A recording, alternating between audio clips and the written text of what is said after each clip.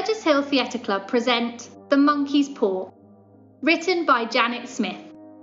Adapted from the famous short horror story by W. W. Jacobs, by arrangement with Scripts for Stage. The play is set in a working-class house in the 1930s and starts in the living room of Mr. and Mrs. White. Mr. White, who is a retired factory worker for Moore and Meggins, is playing chess with his daughter Bertha, and Mrs. White is knitting beside the fire.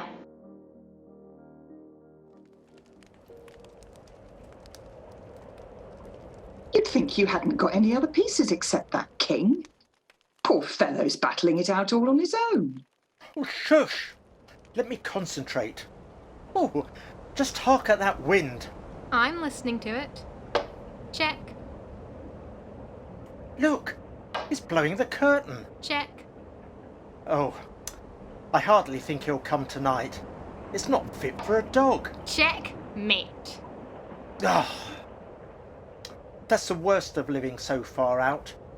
Of all the beastly, slushy, out-of-the-way places to live in, this is the worst. Pathways are bog and the roads are torrent. I don't know what people are thinking about. I suppose because only 2 houses in the road are let, they think it doesn't matter. Never mind, dear. Perhaps you'll win the next game. I think you two are in league with each other. Oh, speak of the devil, there he is. I should have known that it takes more than weather to hold an old soldier back. Oh, Maurice. Oh, man, lovely to see you. Terrible weather tonight. Do bring your friend out of the hallway, dear. There's quite a draught. Oh, come along in. Here he is, the man himself.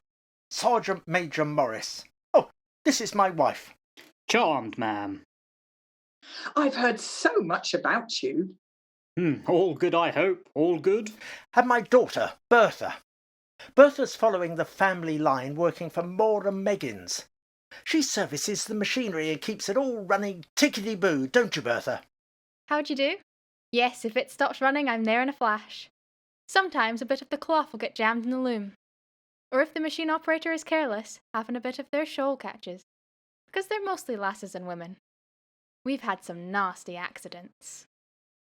Oh, Bertha, I'm sure the Sergeant Major doesn't want to hear about nasty accidents. I've seen my share of nasty accidents, ma'am. And you can never be too careful with machinery, lassie. Never too careful. Take a rifle, for example. Simple piece of machinery, simple piece of ironwork. But if you're careless when you're carrying it, if you're careless when you're cleaning it, fate will intervene. Fate will intervene. I've seen chaps blow their own heads off.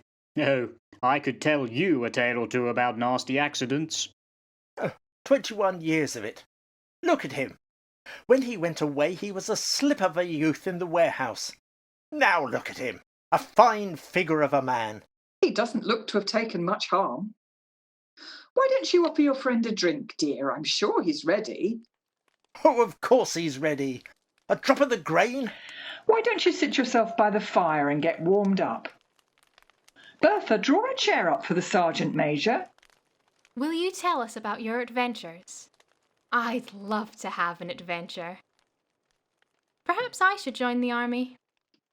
Don't encourage her, Mr. Morris. She's got a good, steady job at Moore and Meggins. She's not going to come to any harm there. And if I'm not mistaken, she's sweet on one of the lads. Unless it just happens that his machine keeps breaking. Mother! Oh, tell us some of your tales, Morris. I missed out on the war because I was tubercular. Oh, a drop of mother's ruin for your mother? No, a nice cup of tea will suit me. Will you have a cup, Bertha? I'll try a whiskey. Just a small one, Father. She's not used to the hard stuff. I should have given her a glass before we started our game of chess.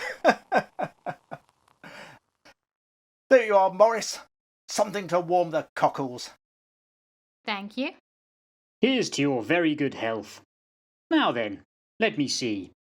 Which stories are suitable for parlour entertainment? Not the one of when we were pitched nearby a harem. No, thank you. Well now, soldiers are a rough bunch. Fight like a dog for their friends, family and country. and fight like a dog anyone who steals their girl. Happened there were these two young soldiers in my division, both in love with the same lass at home. Not engaged to either, mind, but she was writing to both of them. Couldn't make her mind up, see? One used to tease the other something rotten when he got her letter, smile as he read it, sing a jaunty little song afterwards, really wind the other one up. It came to blows on more than one occasion. Well, one day one of them got caught by a bullet in no man's land, and he was lying there, moaning, bleeding. His pal had seen him go down. He'd found a bit of cover in a shell hole, see? "Hold on," he shouted. "I'll come and stem the bleeding." "No," gasped his pal. "Advance, advance! You'll get hit here in Fire Alley." "A pal's a pal," said his friend. "Can't leave you." Well, do you know what the injured chap did to persuade him? Shot himself? Oh dear. No, he didn't do that. He reached in his pocket and got his letter out from the girl, rolled over and smiled his best smile as he read it to himself. Did his friend leave him there? He did. But you know the funny thing? What? Later, when they'd got his body back from no man's land, his friend looked at that letter, and the girl had written that she wasn't writing to him anymore. Hoped he'd get another girl, as she preferred his friend. That's the chap who wasn't shot. So he'd pretended just to save his friend. He had. Anyway, the chap who wasn't shot got shot himself the next week, so the girl got neither of them in the finish. That's the nature of the beast, war. Death shows no fear or favour. Oh dear. You can be lucky though, can't you? You hear of chaps stopping a bullet with their cigarette case, don't you? I'm a little dry. Oh, let me refill your tumbler. Thank you. That will help wet my whistle. The whistle gets very dry this cold weather. It's a foul night. Mr. White thought you might not come. Can't let a bit of weather stop your plans. If I say I'll be at a place at such and such a time, well, if I'm not there, then I'm dead. Well, I'm very pleased that you're not dead. Yes, young Bertha, you can be lucky, although you can't plan to be lucky, because fate won't have that. So if you put a cigarette case in your pocket every time you went into battle, just as like you'd get shot in the neck or something else would happen. Puts me in mind of this old snake charmer I knew. Had this snake for years, kept it in a basket, and when he took the lid off and played his pipe, the snake would rise up and sway to the music. It was a deadly poisonous snake, and every morning he'd empty its glands of the venom in case it bit him. Well, it never did bite him, and one day he didn't bother to empty its glands because he knew it wouldn't bite him. But it did. And he died. Oh dear. Why did it bite him that day? It bit him that day because it wasn't his snake. A new snake charmer had arrived in the town, and he was jealous, and took the old man's snake and put another in its place. How wicked. Yes, but if he had got that snake and emptied its glands... But he didn't, and that was fate, and he'd tempted it. I'd like to go to India myself, just to look around a bit, you know. Better where you are.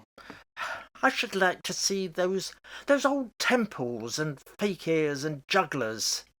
Now, what was it that you started telling me the other day about a monkey's paw or something, Morris? Nothing. Well, leastways nothing worth hearing. A monkey's paw? Well, it's just a bit of what you might call magic, perhaps. Your young Bertha has finished her glass. What do you think of that nectar, young lady? I like it. It does warm the cockles. You'd better have no more. You've got work in the morning. You need to be on your toes. A splash, if the Sergeant Major is having some. She can have a drop. It's good to learn your limits. Well, just a splash then, Bertha. The Sergeant Major's had plenty of practice. It's really not sensible. How am I to get practice if my parents keep stopping me? I'm nearly a grown woman. It's best to practice when you're not at work next morning. Thank you. There you are, a small one. Well now, the paw. It's just an ordinary little paw, dried to a mummy.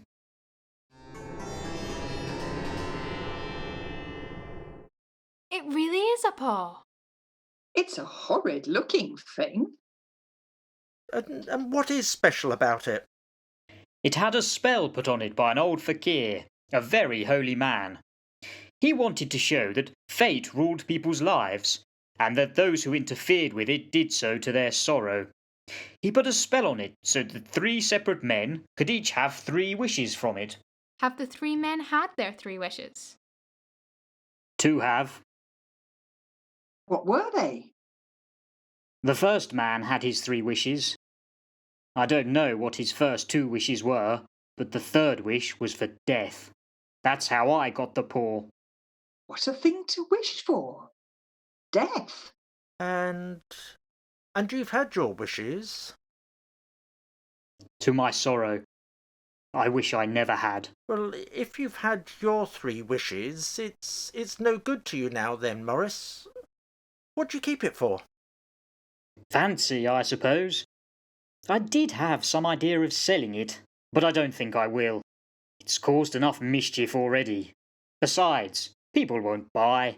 They think it's a fairy tale, some of them, and those who do think anything of it want to try it first and pay me afterwards. If you could have your wishes again, would you have them? I don't know. Ah! Let it burn. It's done enough mischief.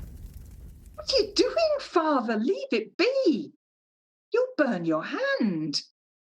Oh, well, if you don't want it, Morris, I'll have it. I threw it on the fire. If you keep it, don't blame me for what happens. Pitch it on the fire again like a sensible man. No, it's taken my fancy now. Let me keep it. So, how do you do it? How do you make a wish?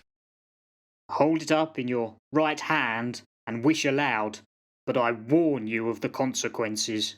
It sounds like the Arabian Nights. Well, I'd better get the supper finished. Don't you think you might wish for 4 pairs of hands for me? Shall I do that, Bertha? Wish for 4 pairs of hands for your mother?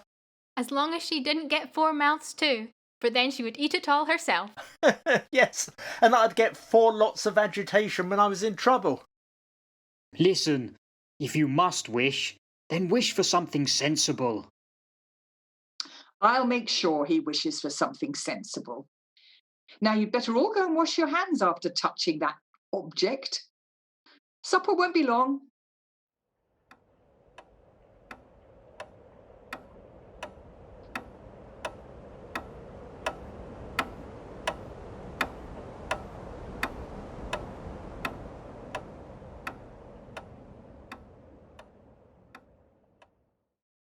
Later that night, after supper. Well, good night. Don't leave it too long before you come and see us again. Good night, and thank you for the meal. Take my advice, old friend, and burn that paw.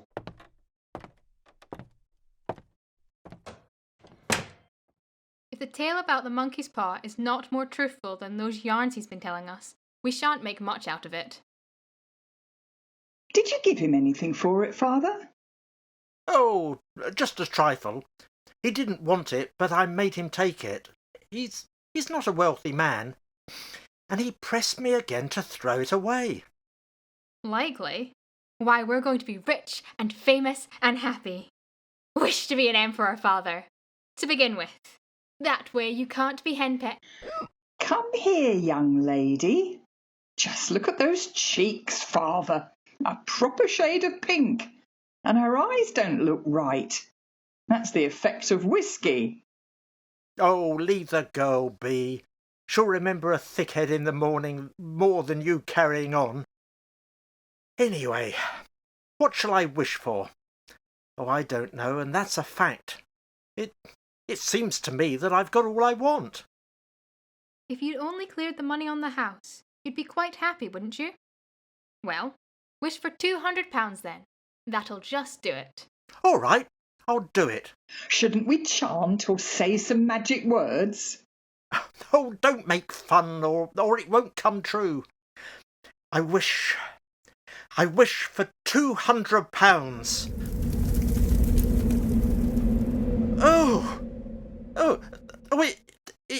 It moved. As I wished, it twisted in my hand like a snake. I didn't see it move. It must have been your fancy, Father. Just listen to that wind. Well, I don't see the money, and I bet I never shall. Well, never mind, though. No harm done. Oh, but it gave me a shock all the same. I'll finish my pipe by the fire before I come up to bed. It gave me a queer feeling when you wished, like something was twisting me inside. Did it? No, I'm having you on. Oh, Bertha, as if it's not wild and stormy enough outside. It was a dark and stormy night. What's that? Oh, it's just the door banging upstairs. There's nothing to stop the wind. Blows where it likes. Beastly, slushy place. Well then, good night. Give us a shout if you want a hand to move it. Move what? The cash, tied up in a big bag in the middle of your bed. You'll need a hand to move it. We'll wake you up if we do. And something horrible squatting on the top of your wardrobe, watching you as you pocket your ill-gotten gain. I think I'll go up and get ready. You won't be long, will you? No, I'll just damp the fire down a bit. What the devil's wrong with the fire? It seems to be speaking, and shapes. Foul shapes leaping and falling, and faces. Oh, horrid! Horrid! Oh, a monkey's face. Its mouth is open. It's screaming.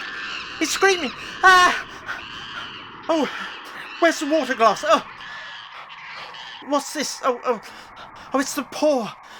It's the monkey's paw on the table. Stiff, wizened, but fleshy and alive. It feels alive. Oh, I can't abide the feel of it. The water. Oh, must throw it on the shapes in the fire. Are you all right, Father? What was that sound? The face, it's gone. Oh, thank the Lord, it's gone. Just black embers. The fire. There were faces in the fire, but they've gone. I'm coming to bed now. Faces in the fire, indeed. Too much cheese at supper, I shouldn't wonder.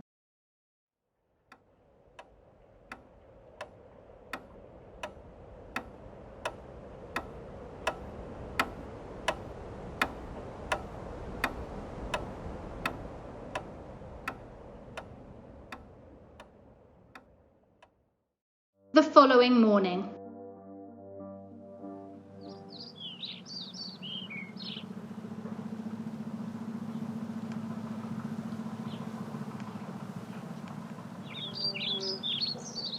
Well, the wind's gone and it's a lovely morning. I think I'll get some washing done after I've cleared the dishes. And it's about time the windows were cleaned, Father. A good day for it. And I'm cleaning windows. Oh, hush, Dad. Now, what do you mean, hush? I'm singing. It's a beautiful day. I know what's wrong with you. You've got a hangover, haven't you, young lady? Well, remember it next time you're drinking with old soldiers. You'd better have a glass of Epsom salts and clear your head before you go off to work. Oh, yuck. The yarns these old soldiers spin. The idea of our listening to such nonsense and even joining in. How could wishes be granted in these days? And if they could, how could £200 hurt you, Father? Might drop on his head from the sky. Morris said that things happen so naturally that you might, if you so wished, attribute it to coincidence. Well, don't break into the money before I come back. I'm afraid it will turn you into a mean, avaricious man, and we shall have to disown you. I'll come and see you off. That sounds like the postman whistling. Bye, love. See you tonight. I've got some nice liver and onions for tea. You'll be feeling better by then.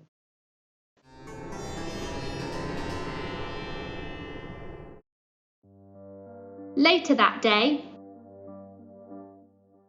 Look, the postman's brought us an envelope. Mr. and Mrs. White, it says in neat handwriting. A brown envelope. That means business. Who can be writing? Perhaps it's got the £200 inside. Wouldn't that be funny? Oh, perhaps someone's left us a bob or two in their will. £200! Who? No one's died that we know. Oh, it could be somebody we didn't know we had. Shall I open it? Well, it won't open itself. Oh, unless it's got magical properties too. Wouldn't you have guessed it? It's the bill from the tailors for your Sunday suit. What a silly lot of nonsense your friend has got us believing. I expect Bertha will have more of her funny remarks for us when she comes home. No, I never believed in it. Not really. You hoped? Well, I hoped as well. I mean, £200 would shed some extra rays of sunshine into anyone's life, wouldn't it? It's only human nature, after all. Yes, Morris said that's what it preys on. Human nature. Perhaps we should have just wished for a new copper for the hot water. Been a bit more specific. This one dribbles water everywhere. Well, I'd better get on with it in the outhouse. Aye, I'll get the leathers and bucket for the windows.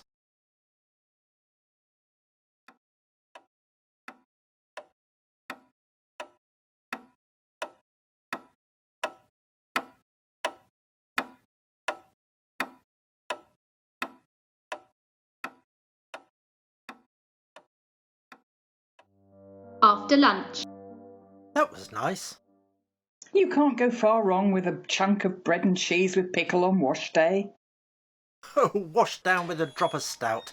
Is that the gate? I thought I heard the latch. There's a woman. Oh, common enough, women. She's a particular sort of woman. She's very well dressed. Oh no, she's made a mistake. She's gone again. No, she's not. She's coming back. She's got her hand on the gate and she's staring at the house. She looks like a solicitor or something. Hey, perhaps you were right and we'd be left some money. Oh, she's opening the gate and coming down the path. I can't answer the door in my apron. What a mess I must look. I'll stick my apron under the cushion. Tidy yourself up a bit, Father. Do come in. Excuse the mess. It's wash day, you see. All that wind last night, it's blown away all the clouds. And Mr. White has been cleaning the windows. You won't normally find us like this. Please sit down. Would you like a cup of tea? We were about to put the kettle on. No, please don't. Though you may need... Have you come with a message for us? A surprise, perhaps? Is that why we might need a cup of tea? We've got an inkling we might be in for a surprise. Oh, Father, it's just a bit of nonsense. Are you expecting me? Have you heard? Heard what?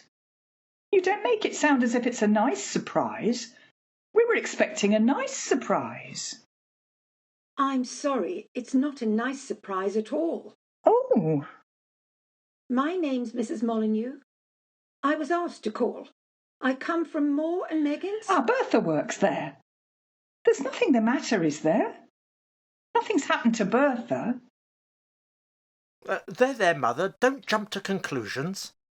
You've not brought bad news, have you, Mrs. Molyneux?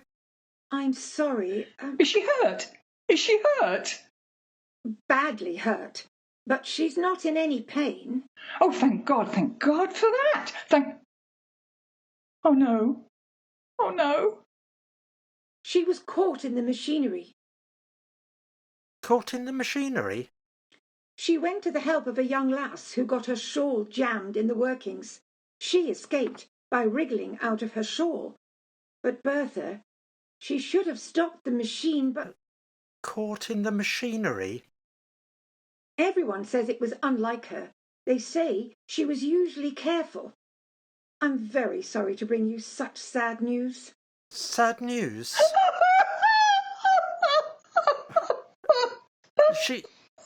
She's the only one left to us. It is hard.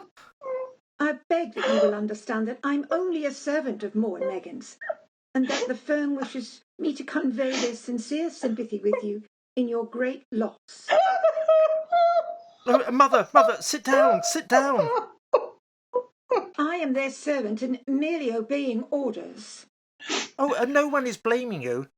Oh, it's hard, Mum, but she was our only one. I was to say that Moore and Meggins disclaim all responsibility. Of course. If she was careless... Oh... They admit no liability at all. But in consideration of your daughter's services, they wish to present you with a certain sum of compensation. How much? £200. No!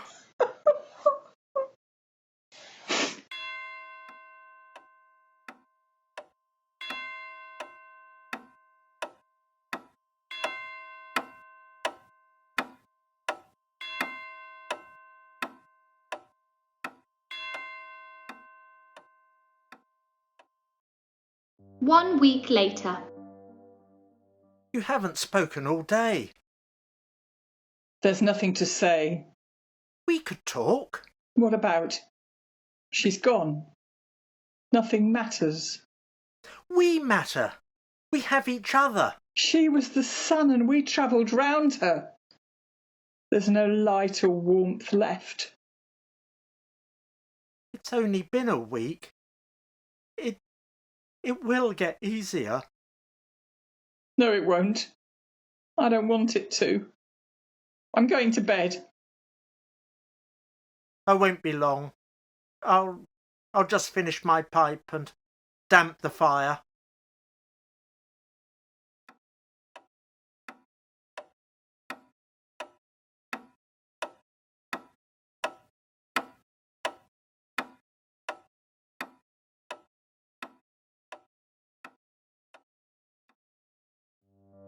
Later that evening. Mother, come away from the window. Come back to bed. You'll get cold. It's colder for my daughter. Shall I make you a cup of tea? Go back to sleep. I only want my daughter. That's it! What is it? What's wrong? The paw! The monkey's paw! Good God, where? Where is it? What's the matter? I want it! You've not destroyed it. No, it's on the cupboard where we left it. Why? I only just thought of it. Why didn't I think of it before? How stupid! Why didn't you think of it before? What? Think of what? The other 2 wishes. We've only had one. Was that not enough? No, we'll have one more.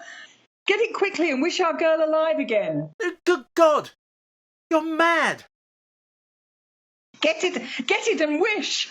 Oh, my girl. Get back upstairs to bed. You don't know what you're saying. We had the first wish granted. Why not the second? It was a coincidence. It had nothing to do with the paw or the wish. How could it? Go and get it and wish. She's been dead 10 days. And besides, I wouldn't tell you else, but I was only able to recognise her by her clothing. If she was too terrible for you to see then, how now? Do you think I fear the child I've nursed? Bring her back! Go and get it! I'm going to put the light on. The light might make you see some sense. Do it! Why does the poor feel so alive? Oh, this is madness. Wish! It's foolish and wicked to wish a corpse alive. She's in her grave. Then she can come out of it. Wish! Oh, very well, but don't blame me for the consequences. I wish my daughter alive again.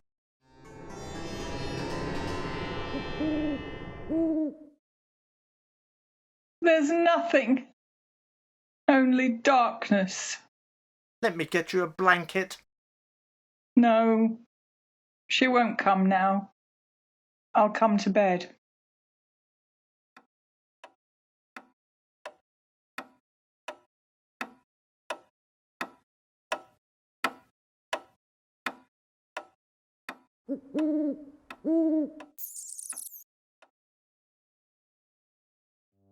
Later that night.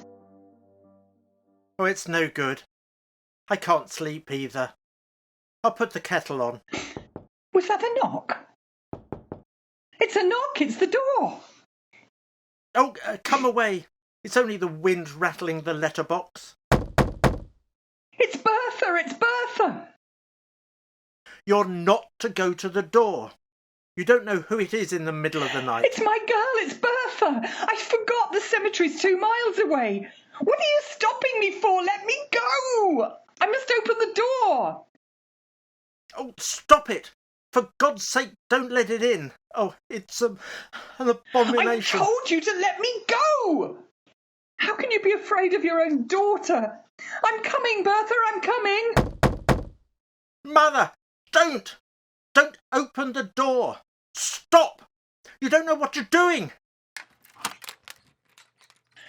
Oh, the wretched top bolt won't undo. Help me for pity's sake. Bertha, stay there. I'm going to get a chair. Bertha, I'm coming to underbolt the door. Wait for me. Oh, where is it? Where did I put the damn thing? Ah, here it is. Here's the paw. I wish.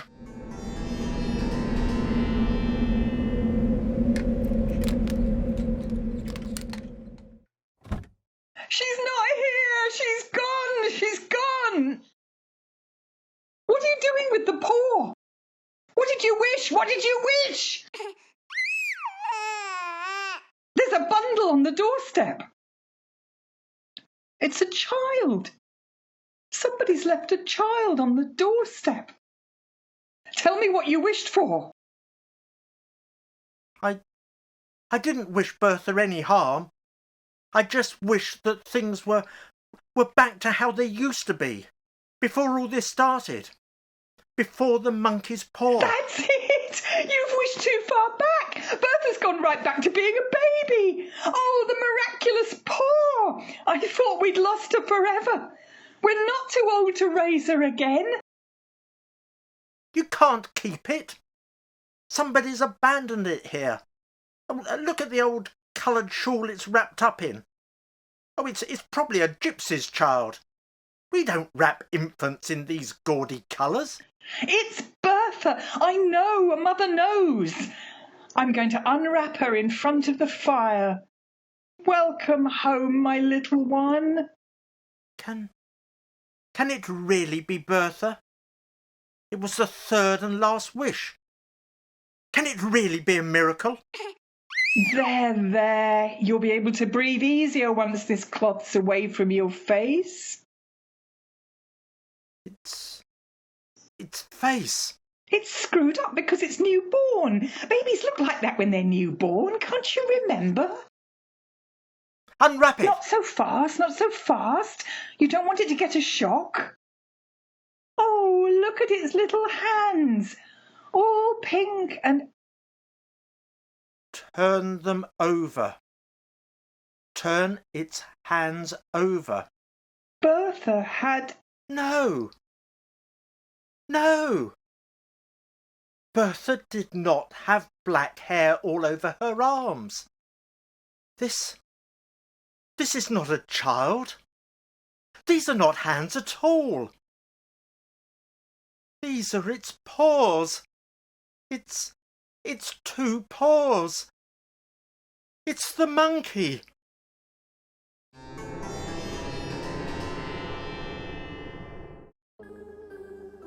You have been listening to The Monkey's Paw, written by Janet Smith and directed by Nicki Plank.